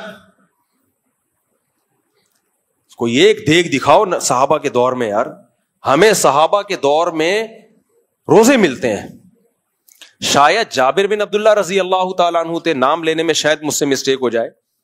نبی کی خدمت میں حاضر ہوئے کہ یا رسول اللہ، میں یہ نیت کرتا ہوں کہ میں ساری زندگی روزے رکھوں گا موت تک. یہ جذبہ تھا کس کا؟ صحابہ کا. وہ یہ بھی کہہ سکتے تھے یا رسول اللہ میں اتنی دیگیں پکایا کروں گا، اتنی دیگیں. دیگ پکا کے غریبوں میں تقسیم کرنا یہ جائز ہے، لیکن جاؤ چپکے سے لے جاؤ. تھر میں، اندرون سندھ میں، پنجاب کے ایسے گاؤں دیہاتوں میں، کے پی کے ایسے گاؤں دیہاتوں میں جہاں خوراک نہیں پہنچتی، وہاں چپکے سے لے جا کے تقسیم کر دو. کراچی کی روڈوں پہ مت کھلاؤ، اس سے لوگ اور اپاہج بن رہے ہیں. جب سے یہ دسترخوان لگنا شروع ہوئے ہیں نا روڈوں پہ ڈیفینس اور کلفٹن کے کروڑ پتی لوگوں کے علاقوں میں, اس سے کیا ہوا ہے, کراچی میں جرائم کا ریشو بڑھ گیا ہے. پہلے ڈاکو آیا کرتے تھے باہر سے, تو ان کے پاس رہنے کی جگہ نہیں تھی, کھانے پینے کی جگہ نہیں تھی, 2-4 دن ڈکیتی جب تک نہیں ہوتی تو کیا کھاتے, تو ان کو بہترین موقع مل گیا, بیٹھو یہاں حلوے مانڈے اور بکرے کا گوشت امیر آدمی کے لیے آج کل مشکل ہو گیا ہے, وہ غریب بکروں کے صدقے کے بکرے پھوڑ پھاڑ کے انجوائے کرتا ہے لائف کو, کہتا ہے چلو یار ہمارے لیے کھانے پینے کا انتظام تو ہو گیا, باقی جو ایکسٹرا ہے وہ پھر ہم انشاءاللہ پیسے بچا کے بندوق شندوق میں لگائیں گے. وہ اسلام اپاہج بنانے کی ترغیب نہیں دیتا لوگوں کو. اگر اس طرح سے لوگوں کو کھلانا سنت ہے تو نبی کی خدمت میں ایک صحابی حاضر ہوئے, یا رسول اللہ آپ مجھے کچھ صدقہ دیجئے. آپ نے کیا صدقہ دے دیا؟ فرمایا پہلے بتاؤ تمہارے پاس کیا ہے. انہوں نے بتایا کہ ایک وہ ہے برتن ہے, آپ نے برتن منگوایا, اس کو نیلام کیا, نیلام کر کے کلہاڑی خرید کے دی ان کو, اور کہا کہ جاؤ جنگل سے لکڑیاں کاٹو اور یہ بیچو. تو صدقہ خیرات کا وہ طریقہ جس سے لوگ اپاہج بننا شروع ہو جائیں. پہلے ہی قوم ہماری مر گئی ہے, بالکل سست قوم. انگریزوں کی مثالیں دیتے ہیں, وہ ترقی کر کر کے جیپنیز آگے نکل گئے. تو بھائی ترقی کے لیے تو اپنے پاؤں پہ کھڑا کرنا پڑتا ہے لوگوں کو. یہ نہیں ہوتا کہ نوجوانوں کو آپ فری پھوکٹ میں کھلانا شروع کر دو. مجھے بھی لوگ زکات صدقات دیتے ہیں جو اعتماد کرتے ہیں نا کہ کوئی جاننے والا کوئی, یعنی آپ کسی کو جانتے ہو تو دو. میری پالیسی ہے کہ مانگنے والے کو دیتا ہی نہیں میں, الا ماشاءاللہ جب تک 100% یقین نہ ہو جائے. کوشش کرتا ہوں خود تلاش کرو کہ کوئی واقعی مستحق ہے تو اس تک پہنچاؤ, اور اس کو بتا دو کہ یہ تمہیں جو دے رہے تمہاری عادت خراب کرنے کے لیے نہیں. تلاش کرو ملازمت. پھر میں تھوڑی تفتیش بھی کرتا ہوں کہ یہ ایسا تو نہیں ہے کہ کیونکہ جب ایک دفعہ فری پھوکٹ کا آنا شروع ہو جائے نا تو غریب کی بھی بیچارے کی وہی عادت ہوتی ہے جو امیروں کی ہوتی ہے, سب کی ایک ہی عادت. جب فری کا منہ کو لگ جائے تو پھر محنت کر کے کمانا بہت مشکل لگتا ہے. لیکن ہمارے یہاں کیا ہے, جب ایک دفعہ دینا شروع کر دیا تو پھر بالکل بھول جاتے ہیں اس کو, ساری زندگی کھاتا رہتا ہے بیٹھ کے. وہ اس کو بولو بھائی اب خود کر کے کھاؤ. سب سے برا مال پتہ ہے کیا ہے؟ جو بغیر محنت کے بھیک مانگ کے حاصل ہو. سب سے برا مال. یہ انسان کے اندر غیرت ختم کر دیتا ہے. اپنے گھر کی باتیں بتانی نہیں چاہیے, لیکن بعض دفعہ اس سے موٹیویشن بہت ملتی ہے. کل کی بات ہے, کل کی. اپنے 3 بیٹوں کو جو تھوڑے بڑے ہو گئے میں نے بلا کے بٹھایا اپنے سامنے. آپ پوچھ سکتے ہیں کہ بیٹھا ہوئے ہیں, 2 یہاں بیٹھے ہوئے ہیں. میں نے کہا دیکھو زندگی میں کچھ بھی ہو جائے, کیسے برے حالات ہوں, مجھے یہ خبر نہ ملے کہ کسی کے سامنے ہاتھ پھیلایا ہے.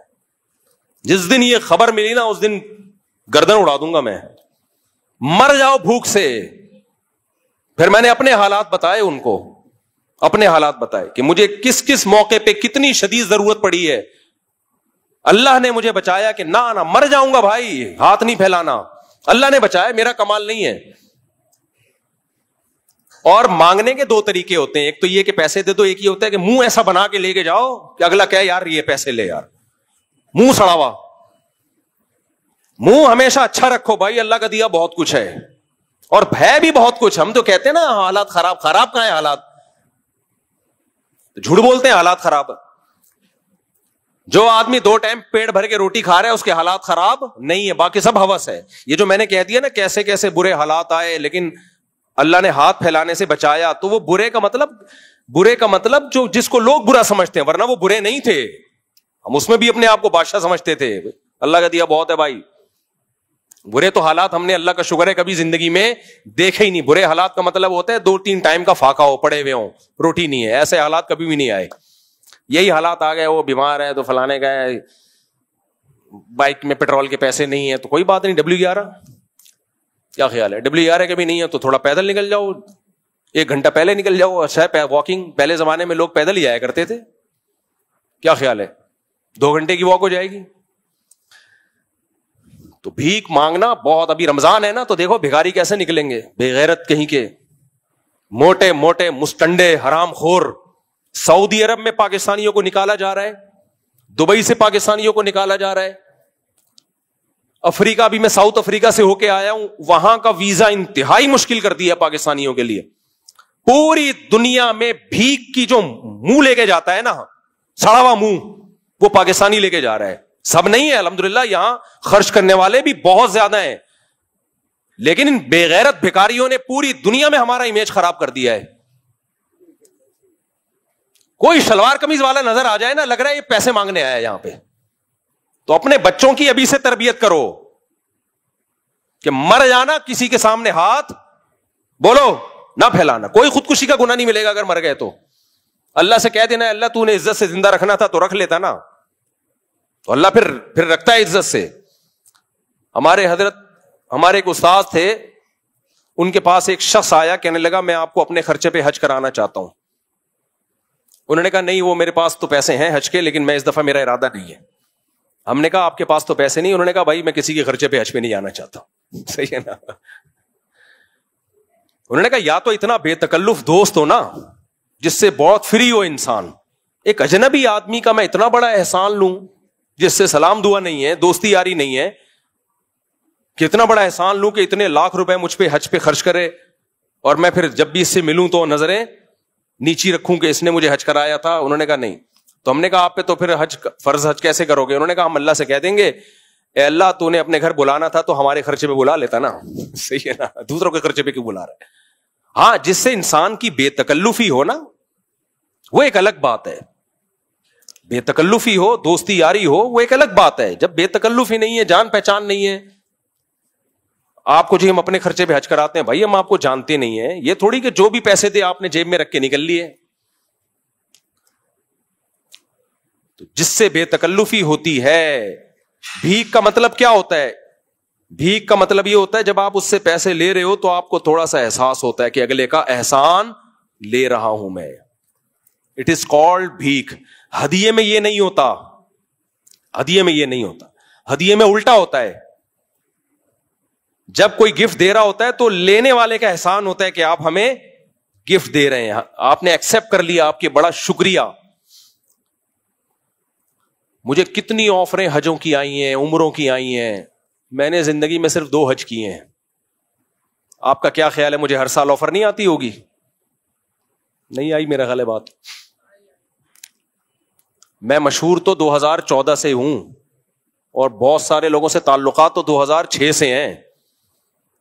تو میں ہر سال حج پہ جا سکتا ہوں دوسروں کے خرچوں پہ، لیکن میں نے زندگی میں صرف کتنے حج کیے ہیں؟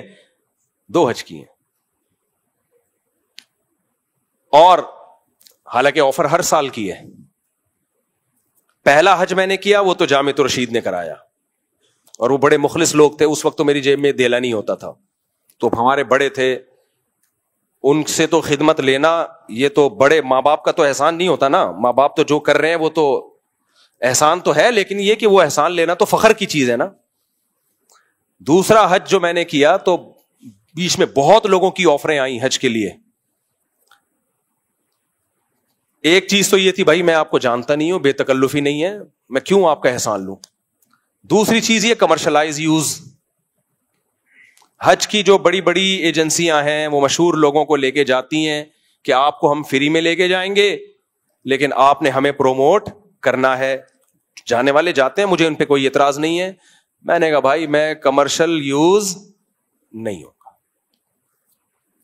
بھائی یہ کوئی ناجائز ہے؟ بھائی ناجائز نہیں ہے. یہ علماء کے وقار کے خلاف ہے کہ اللہ کا رسول کا نام دنیا میں بیان کر کے آپ نے اپنے آپ کو مشہور کیا، اب آپ اس شہرت کا منجن بیچنا شروع کر دیں. سمجھ رہے ہو کہ نہیں سمجھ رہے؟ جو لوگ مجھے ہوٹلوں کے افتتاح کے لیے بلاتے ہیں سب فری پھوکٹ کے ہوتے ہیں، ورنہ مشہور آدمی کہیں ریبن کاٹنے جائے نا تو کئی لاکھ روپے اس کا ہدیہ ہوتا ہے. سمجھ رہے ہو؟ اور اگر مجھے کوئی کہہ دینا کہ آپ ہمارے ہوٹل کا افتتاح کرنے کے لیے آئے 25 لاکھ روپے آپ کو ملیں گے، اس کا مطلب قیامت تک کے لیے اس نے افتتاح کرنے پر پابندی لگا دی. اب میں نہیں کہوں گا، اس لیے کہ ہمارے حضرت فرمایا کرتے تھے کہ پیسہ کمانے کا ناجائز طریقہ بھی اختیار نہ کرو، نامناسب طریقہ بھی اختیار نہ کرو. یہ ناجائز تو نہیں ہے لیکن نامناسب ہے، علماء کے وقار کے خلاف ہے. یہ کہ آپ کسی کے جنرل اسٹور پہ جا رہے ہیں، وہاں سے 2 کھجوریں کھا رہے ہیں. وہ جدہ میں ہمارے ایک دوست ہیں، ان کا بہت زبردست جنرل اسٹور ہے، بڑے کروڑ پتی آدمی ہیں وہ. تو انہوں نے بتایا کہ بالی ووڈ کے ایکٹر آتے ہیں ہمارے یہاں, ایک کھجور کھانے کے اتنے لاکھ روپے لیتے ہیں. سمجھ رہے ہو؟ بالی ووڈ کے ایکٹر آئیں گے, مشہور ہماری شاپ میں آئیں گے, ڈبے سے ایک کھجور نکالیں گے, کھائیں گے اور ویڈیو بنائیں گے. ہم اس ایک کھجور کے ہم انہیں لاکھوں روپے دیتے ہیں. میں نے کہا یہ تو بڑا نقصان ہے. کہتے ہیں نقصان نہیں ہے, وہ لاکھوں ہمیں ریٹرن ہوتے ہیں کروڑوں کی شکل میں.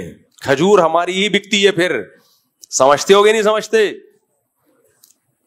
تو میں بھی ایسا کر سکتا ہوں کہ 2 کھجوریں میں کھا لوں اور میں یہ بول دوں کہ آپ کھجوریں کس سے خریدا کرو؟ ان سے. میری تو زندگی بھر کی کھجوریں فری, اور اس کا بیڑا غرق, کیونکہ 4 گھر اور 19.25 کی کھجوریں. بہت آپ کے سمجھ سے بالا تر ہیں. اب بچے ہو آپ, سوری میں معذرت چاہتا ہوں, میں نے آپ لوگوں سے ایسی باتیں کی جو آپ کے مینٹل لیول سے, اب 1-2 بچوں کے ساتھ یہ باتیں سمجھ میں نہیں آئیں گی. 1 بیوی 2 بچوں کے ساتھ یہ باتیں, ایک بیان صرف بالغوں کے لیے رکھوں گا میں. اصل میں بہت آگے چلا جاتا ہوں میں آپ کے مینٹل لیول سے. جب زیادہ آگے کی باتیں ہوتی ہیں نا تو پھر سمجھ سے بالا تر ہو جاتی ہے. 19.25 کا مطلب یہ سمجھیں گے ہی نہیں. ایک جگہ میں نے کہیں بیان میں کہا 19.25, تو نیچے کسی نے کمنٹ میں تھوڑے دن پہلے تو 16.5 تھے. کچھ تھوڑے دن پہلے تو 16.5 تھے, یہ 2-3 سال میں 19.25 کیسے ہو گئے؟ تو وہی بات ہے, نابالغ لوگوں کی سمجھ میں یہ باتیں, 1 بیوی 1-2 نہیں آئیں گے سمجھ میں. جب زیادہ بیویاں ہوں تو پھر بولیں گے 16.5 سے 3 سال میں صرف 19.25. پھر یہ جس دن یہ ذہن بن گیا نا, میں سمجھوں گا آپ کی سمجھ میں میرا بیان آنے لگا ہے. جس دن یہ ذہن بن گیا کہ یار چند سال پہلے 16.5 اور 3-4 سال کے بعد صرف 19.25, تو یہ جب یہ سوچ بن گئی آپ کی, تو میں بولوں گا اب الحمدللہ آپ جو میں ذہن بنانا چاہتا ہوں وہ ذہن الحمدللہ بن گیا ہے. لیکن ابھی بھی زیادہ تر لوگوں کی سمجھ میں نہیں آ رہا ہے کہ کیا کہ, خیر چھوڑو, نہیں آئے سمجھ میں, قیامت کے دن سمجھ میں آ جائے گا انشاءاللہ. اچھا, ہم جلدی سے بات کو سمیٹ کے ختم کرتے ہیں. تو بات یہ چل رہی تھی کہ ہاں, تو میں یہ عرض کر رہا تھا کہ یہ جو ہاتھ پھیلانا ہے نا, یہ بہت بری عادت ہے, بہت بری. اللہ کی عادت ہے, جس نے ایک دفعہ ہاتھ یوں کیا گیا ہمیشہ کے لیے. تو اپنے بچوں کو کل میں نے بٹھا کے, تھوڑے تھوڑے سمجھدار ہو رہے ہیں نا, پر نکلنا شروع ہو رہے ہیں, یہ کام نہیں کرنا بھائی, یہ کام نہیں کرنا. تو برداشت, ہاں میں عرض کر رہا تھا کہ اگر کسی مذہب کے ماننے والوں میں برداشت نہیں ہے, برداشت نہیں ہے, اللہ بچا کے رکھے ہمیں ہاتھ کو یوں پھیلانے سے. حالات بدلتے دیر نہیں لگتی. تو میں اللہ سے دعا مانگتا ہوں کہ اے اللہ, تو نے آج تک ہاتھ ایسے نہیں کیا, آئندہ بھی بچا, اور کوئی آزمائش میں نہ ڈال ہمیں. جیسے کھلا پلا رہا ہے ایسے ہی کھلاتا پلاتا رہے, ہمیشہ سے کھلایا اب بھی کھلاتا رہے. ایسے حالات ہی نہ مانگا کرو اللہ تعالیٰ سے کہ لوگوں کے سامنے ہاتھ پھیلانے پڑے. تو میں یہ بتا رہا تھا کہ پوری دنیا میں پاکستانیوں کو بین کیا جا رہا ہے. وجہ کیا ہے؟ بھیک مانگ مانگ کے نا. ایک عربی کا واقعہ نہیں, ایک بیٹھا ہوا تھا پاکستانی حرم میں, تو ایک عربی نے آ کے نا اس کو نوٹوں کی گڈی تھمائی. تو وہ پاکستانی غیرت مند تھا, اس نے بولا بھائی میں کیوں مجھے پیسے دے رہا ہے, بے غیرت ہوتا تو رکھ کے نکل لیتا. چھوڑو یار کیا کرنا ہے. تو غیرت مند پاکستانی تھا, اس نے عربی کو بولا بھائی کیوں دے رہے ہو مجھے؟ اس عربی نے بولا زکات زکات. تو اس نے بولا میں زکات کا مستحق نہیں ہوں. پاکستانیوں میں جو سخی لوگ ہیں, بڑے خاندانی, مسجد نبوی میں آپ رمضان میں دسترخوان دیکھو, نام بھی پتہ نہیں ہوتا, بس اتنا پتا ہوتا ہے کسی پاکستانی کا دسترخوان ہے یہ. تو ایسے غیرت مند بنو بھائی, تمہاری ملک کا نام دنیا میں روشن ہوگا. تو وہ کیا ہے کہ اس پاکستانی کو آگے دیے, تو پاکستانی نے واپس کر دیے. ریال کی گڈی ویسے بھی بڑی زبردست گڈی ہوتی ہے, تو واپس کر دی. اس عربی نے بولا زکات رکھو. اس نے بولا بھائی میں غریب نہیں ہوں. اس نے کہا کہ نہیں رکھو رکھو رکھو. بولا بھائی میں غریب نہیں ہوں, میں زکات کیوں لوں یار, تیری زکات ادا نہیں ہوگی. اس نے کہا نہیں رکھو رکھو, زکات ہے زکات ہے. شلوار قمیض سے اس عربی نے پہچانا کہ یہ پاکستانی ہے.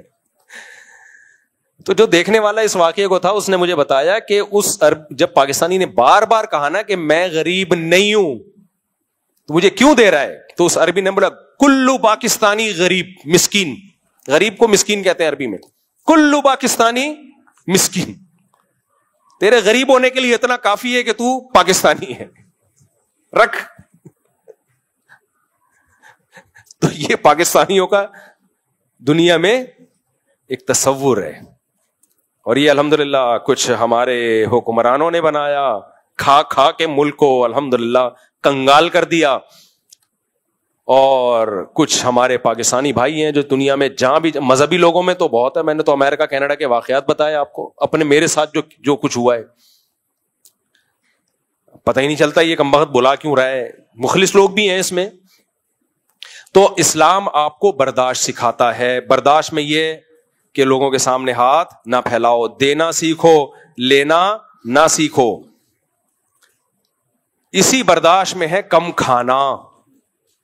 جبکہ ہم نے مذہب کو تبدیل کر دیا, مذہبی لوگ آپ کو لڈو کھانے والے, حلوے مانڈے کھانے والے, رسگلے کھانے والے اتنے ملیں گے کہ اب اگر کوئی مولوی بیچارہ میٹھا نہیں کھاتا, لوگ حیران ہوتے ہیں, یار آپ کیسے مولانا صاحب ہو, آپ رسگلہ نہیں کھا رہے. لوگ حیران ہوتے ہیں, بھائی یہ مولانا صاحب ہیں, یہ میٹھا ہی نہیں کھا رہے. یہ مولانا صاحب ہیں, یہ بکرا نہیں کھا رہے. تو یہ عجیب سا ہو گیا ہے. تو یہ ان لوگوں کا قصور ہے جنہوں نے مذہب کو غلط رخ بنا کے پیش کیا ہے. تو اللہ تعالی ہمیں انسان کا بچہ بنانے کے لیے کہ تمہاری کنٹرولنگ پاور بڑھے, تمہیں اپنے آپ پہ کنٹرول کرنا آئے, تو رمضان میں ایک پریکٹس کرائی جاتی ہے کہ کمبختو کچھ کھانے پہ ہاتھ روکنا سیکھو. لیکن ہم سے بڑا ڈھیٹ اس کائنات میں کوئی پیدا نہیں ہوا.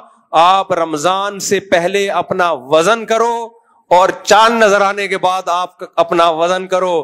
آپ اگر رمضان سے پہلے 70 کلو کے تھے تو چاند رات کو 170 کلو کے ہو چکے ہو گئے. آپ سمجھ آ رہی ہے؟ چاند رات کو کتنے ہو چکے ہو گئے؟ 170 کے. کیونکہ جو کیفیت اس وقت چل رہی ہوتی ہے نا ہماری افطاری میں, دسترخوان ہمارے شر سے بچ جائے, یہ بس میں نہیں ہوتا کہ پکوڑوں کے ساتھ ہم پلیٹیں بھی کھا جائیں. میں نے خود رول سموسوں پہ ایک گھر میں لڑائی دیکھی ہے, اچھے خاصے کھاتے پیتے لوگ. آپ کو کیا پتا کس کا تذکرہ ہو رہا ہے؟ شور شرابہ ہوا افطاری کے ٹائم پہ, مار کٹائی ہو رہی ہے. ابے ہوا کیا ہے؟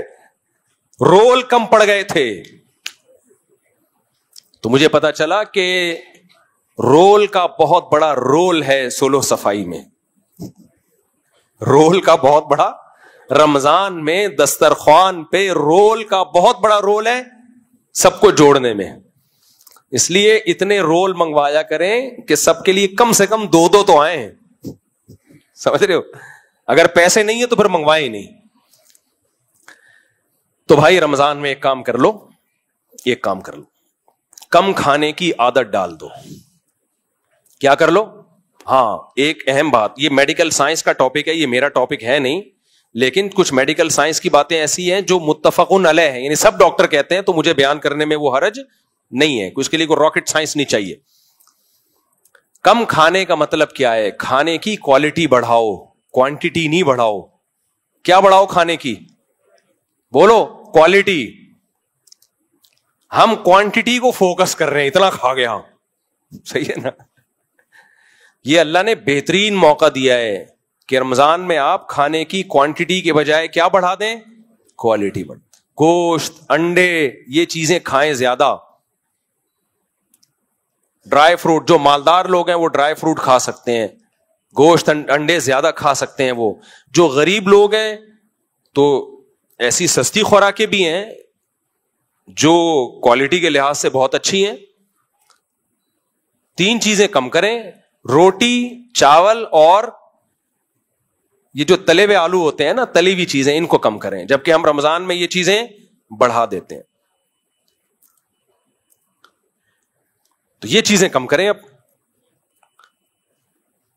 ماہرین آج کل انڈوں کے بارے میں کیا کہہ رہے ہیں؟ آپ 5-6 انڈے بھی کھا لو, کچھ نہیں ہوتا روزانہ, اور انڈا سستی خوراک ہے, غریب آدمی بھی کھا سکتا ہے. انڈے بڑھائیں اپنی خوراک میں, دیسی انڈے مل جائیں تو نور اللہ نور. ہم نے تو 50 مرغیاں پالی ہوئی ہیں الحمدللہ. تو دیسی انڈے بڑھائیں اپنی, تلے ہوئے نہیں ہو, دیسی انڈے بڑھائیں اپنی. اب یہ تو آپ کو ڈاکٹر پلان بنا کے دے گا کیا کھانا ہے, میں تو آپ کو یہ بتا دیتا ہوں کیا نہیں کھانا ہے. افطاری میں شربت, بولو. دیکھو نبی نے جب موٹاپے کو ناپسند کیا ہے تو ہر وہ چیز جو موٹاپا پیدا کرے نبی اس کو پسند کریں گے یا ناپسند کریں گے؟ آپ کہہ سکتے ہو صاحب یہ شربت وربت یہ آپ کا ٹاپک تھوڑی ہے. جب کنٹرولنگ پاور ختم ہوتی ہے نا تو ہر جگہ سے ختم ہوتی ہے. جو پھوڑتا پھاڑتا ہے نا زیادہ وہ ہر چیز میں آگے ہوگا, وہ بد نظری میں بھی آگے ہوگا, وہ نشے میں بھی آگے ہوگا. شریعت ہمیں کھانے پہ کنٹرول کروا کے کنٹرولنگ پاور بڑھانا چاہ رہی ہے. تو اس سے پتہ چلتا ہے جس نے دسترخوان پہ کنٹرول کر لیا تو جب کوئی غیر محرم عورت گزرے گی نظر پہ بھی وہ کنٹرول کر سکے گا, نیند چھوڑ کے فجر کی نماز پڑھ سکے گا. وہ ہر چیز میں کنٹرول, جو کھانے پہ کنٹرول کر لیتے ہیں نا تو ہر برائی سے بچنا ان کے کنٹرول میں ہوتا ہے. اور جس کم بخت کا دسترخوان پہ کنٹرول نہیں ہے تو کوئی بھی گناہ دیکھ کے بھی اس کو کنٹرول نہیں ہوتا, پھر وہ بھاگتا ہے اس گناہ کے پیچھے. تو اپنی صحت کا بھی خیال کرو میرے بھائی. اس رمضان میں اللہ نے بہترین موقع دیا ہے کہ انسان کے بچے بن جاؤ. ہم لوگ بھینس نہیں ہیں, ہم لوگ کیا ہے؟ ایک واقعہ سنا کے بیان ختم کرتا ہوں. دیکھو ڈاکٹر لوگ کیا بولتے ہیں, تجربے سے ثابت ہے یہ چیز. پیکنگ کی ہر چیز کو گھر سے نکال دو. کوئی بھی چیز جو کمپنی بنا کے دے رہی ہے کتنی اچھی ہو, کتنے اس کے خوبصورت اس پہ لیبل ہو, وائٹامن سی کے آ رہے ہیں نا ڈبے. ایک ڈاکٹر سے میں نے پوچھا, اس نے بولا اس میں وائٹامن سی کے علاوہ سب کچھ ہے, اس میں صرف سی ہے, یہ والا سی ہے لکھا ہوا. پتہ نہیں کس کس پروسیس سے گزارا جا رہا ہے ان کو. تو جس چیز پہ انسانی ہاتھ نے تصرف کر لیا نا اس سے اپنے آپ کو بچاؤ. ڈبے کی کوئی چیز نہیں کھاؤ, جتنی اچھی کمپنی ہو. ڈبے کی طرف وہ جائے میرے بھائی جو جس کو صحت کا بیڑا غرق کرنے کا.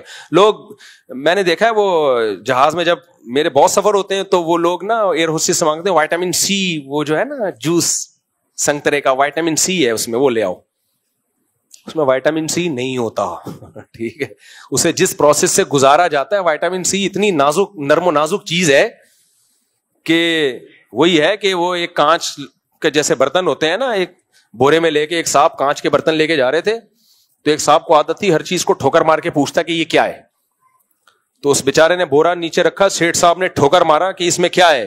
اس نے کہا ہے نہیں تھا, کانچ کے برتن ہے اب ٹھوکر لگایا تو تھا نا, اب تھوڑی ہے. تو وائٹامن سی بھی ایسی چیز ہے کہ ذرا سا کوئی آپ نے ہیٹ دے دی اس کو یا تھوڑا سے کچھ کوئی کیمیکل ڈال دیا تو وائٹامن سی ڈبے پہ جب لکھا تھا اس وقت تھا. ٹھیک ہے نا, اب کیا ہے, اب نہیں ہے. تو وہ مجھے ہنسی آ رہی ہوتی ہے, وائٹامن سی سمجھ کے پی رہا ہے اس کو نا, پیسے بھی خرچ کر رہا ہے.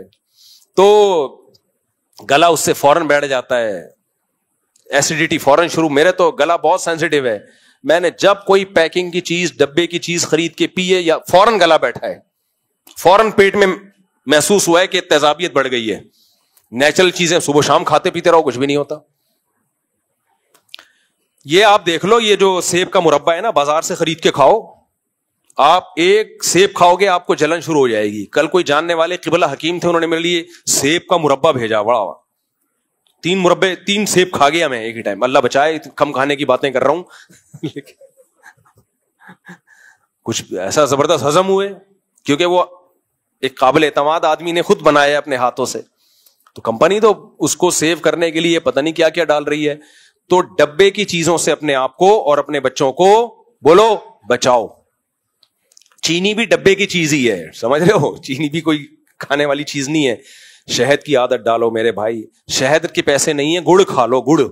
اور گڑ بھی آج کل کیمیکل والا آ رہا ہے, اس کو بھی جب تک جا کے گنا لے کے خود پکا کے نہیں بناؤ نا یقین نہیں آتا, یا کوئی بہت زیادہ قابل اعتماد ہو. خیر یہ ایک الگ ٹاپک ہے. تو جو چیزیں ہم کھا رہے ہیں وہ صحت کو نقصان پہنچا رہی ہیں, اپنی خوراک کو ٹھیک کرنے کی ضرورت ہے. جب آپ کا کنٹرول ہوگا تو خواہشات میں ہر جگہ آپ کا کنٹرول ہو جائے گا. بس آخری واقعہ سنا کے بیان ختم کرتا ہوں. شاید حضرت مولانا قاسم نانوتوی رحمۃ اللہ علیہ کا واقعہ ہے. یہ میں آپ کو بتا رہا ہوں کہ اسلام کیا چاہتا ہے آپ سے. اسلام کیا چاہتا ہے, اسلام کا مزاج کیا ہے. مولانا قاسم نانوتوی کا کسی ہندو پنڈت سے مقابلہ ہوا, مناظرہ. تو اس ہندو پنڈت نے کہا کہ دیکھو اسلام سچا دین ہے, یہ ہندو مذہب سچا دین ہے, اس کا ایسے پتا چل جائے گا کہ یہ ایک دیگ رکھی ہوئی ہے نا کھانے کی, میں پوری دیگ کھا لوں گا اور نہیں مروں گا, آپ بھی ایسی ایک دیگ کھا کے بتاؤ. بھائی انسان کے بس میں ہے دیگ کھانا, لیکن وہ ہندو پنڈت نے اس لیے کہا کہ میں پوری دیگ کھا جاؤں گا کہ بس یہ ایک معجزہ ہوگا, یہ اس کی علامت ہوگی کہ پوری دیگ میں نے کھا لی اور پیٹ میں اسپیس اتنی سی ہے, پھر بھی وہ دیگ مختلف کھانچوں میں پہنچ گئی اور میں نہیں مرا. اس کا مطلب بھگوان کس کے ساتھ ہے؟ میرے ساتھ.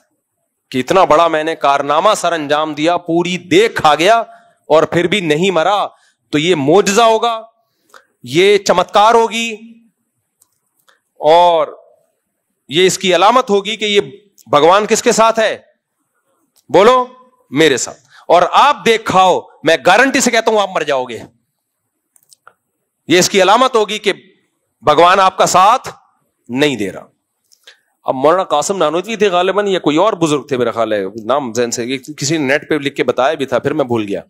اب وہ بیٹھ گئے بیچارے سر جھکا کے نا, لوگوں نے تالیاں بجانا شروع کر دی. یہ تو ہار گئے بھائی, ان کے بس کا نہیں ہے. اس کا مطلب بھگوان کس کے ساتھ ہے؟ ان کے ساتھ ہے, ان کے بس میں نہیں ہے بھائی. یہ نہیں. کافی دیر سوچ بچار کے نا انہوں نے سر اٹھا کے کہا کہ دیکھو بھائی, ایکچولی بات اصل میں یہ ہے کہ دیگیں کھانا انسانوں کا کام نہیں ہے, بھینسوں کا کام ہے. بھینس کو جب ہم چارہ ڈال کے دیتے ہیں تو پلیٹ میں دیتے ہیں یا اتنے بڑے دیگڑے میں دیتے ہیں؟ کبھی آپ نے دیکھا 3 لڈو بھینس کے سامنے آپ نے, بھینس بولے گی میرے ساتھ کیا مذاق کر رہا ہے بھائی تو. تو یہ جو اتنی بڑی بڑی دیگیں کھانا, یہ بھینسوں کا کام ہے, یہ انسانوں کا کام نہیں ہے. انسان میں اللہ نے خواہشات کو کنٹرول کرنے کی طاقت رکھی ہے.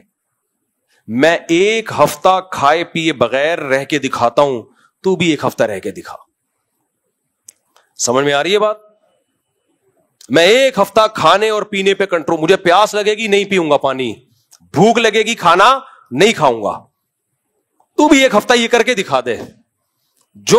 جس نے کر لیا اس کی علامت اس کا دین سچا ہے. تو اسی وقت مناظرہ ہار گیا اس نے, نہیں ہو سکتا بھائی. تو اب آپ کو اسلام کا فلسفہ سمجھ میں آیا؟ جو کھائے پیے بغیر گزارا کر لے وہ اچھا مسلمان ہے. جس کمبخت کو ایک دن کا ناشتے کا ناغہ ہو جائے اور پاگلوں کی طرح سر دیوار پہ کوٹنے لگے, پھوڑنے لگے. ہم جب چھوٹے بچے تھے, جب گھر میں آتے تھے, مجھے اپنے اسکول کا زمانہ یاد ہے کہ جب گھر میں آتے تھے پوچھتے تھے کیا پکا ہے. اگر ہماری اماں نے کہہ دیا نا ابھی پکنے میں آدھا گھنٹہ باقی ہے, کھانا پک رہا ہے آدھا گھنٹہ, میں پلیٹیں اٹھا اٹھا کے پڑوسیوں کے یہاں پھینکتا تھا. سمجھ رہے؟ اور ایسے دروازہ نہیں یوں پکڑتا تھا, دوڑ کر کے مارا. دروازہ یوں لے کر گئے, بڑا زبردست طریقہ ہے یہ. دروازہ کھولا, لکڑی کا دروازہ, پھر دوڑ کر کے مارا اس کو. اس سے ایک آواز آتی تھی. یہ ہمارے احتجاج کا طریقہ ہوتا تھا. پلیٹ اٹھا کے دیوار پہ مار رہے ہیں, دوڑ دوڑ. تو بچوں پہ یہ چیزیں سوٹ کرتی ہیں. بچپنا تھا نا, کیا خیال ہے؟ بچے اس طرح کی ضد کریں, کھانا نہیں ملا, جوتے اٹھا اٹھا کے مار رہے ہیں. وہ الگ بات ہے کہ پھر ہر ایکشن کا ری ایکشن ہوتا ہے. میں نے یہ تو بتایا کہ میں کیا کرتا تھا, آگے میں یہ نہیں بتا رہا کہ میرے ساتھ میری اماں کیا کرتی تھی. پھر یہ تھوڑی بتا رہا ہوں میں. ہم تو جو پلیٹ نے دھاڑ دھاڑ کری وہ غصہ آ رہا ہے. تو بچپن میں تو ٹھیک ہے, کیا خیال ہے؟ بچپن میں ٹھیک ہے. یہ بچے تو ہوتے ہی بھائی, ان کو چیز نہ, لیکن جب انسان بڑا ہو جاتا ہے تو پھر اس کی کنٹرولنگ پاور بولو بڑھنی چاہیے. اس کھانا مل گیا ٹھیک ہے, نہیں ملا بھوکا رہو, کوئی مسئلہ نہیں ہے. ہمارے نبی صلی اللہ علیہ وسلم گھر آتے, آپ نے کیا فرمایا کہ میں نے اللہ سے دعا مانگی کہ اللہ ایک وقت کھلا, ایک وقت بھوکا رکھ مجھے, تاکہ جب کھاؤں تو شکر ادا کروں, نہ ملے تو کیا کروں؟ صبر کروں, صبر کا ثواب حاصل کروں. ہم تو اللہ سے دعا مانگتے ہیں, اللہ تیرے نبی کا حوصلہ تو بہت بلند تھا, ہمیں صبر والی زندگی نہیں, ہمیں تو خوشیوں والی زندگی چاہیے. ہمارا تو حوصلہ صبر کا نہیں ہے. میں بھی بیان کر رہا ہوں, لیکن ہو سکتا ہے مجھے ایک وقت کا کھانا نہ ملے, تو ہو سکتا ہے یہ سارے بیان میرے دھرے کے دھرے وہیں رہ جائیں اور میں دوبارہ وہی ایکشن شروع کر دوں, پلیٹیں اٹھا اٹھا کے مارنا. تو لیکن اللہ سے ہمیں شکر مانگنا چاہیے. اگر کوئی آزمائش آ جائے تو بریکیں فیل نہیں ہونی چاہیے. مرے گا نہیں بغیر کھائے, اتنی جلدی مرتا نہیں ہے. کھا کے مرنا آسان ہے, بھوکا رہ کے مرنا بہت مشکل کام ہے, بہت مشکل. اللہ ہمیں سمجھنے کی عمل کی توفیق عطا فرمائے.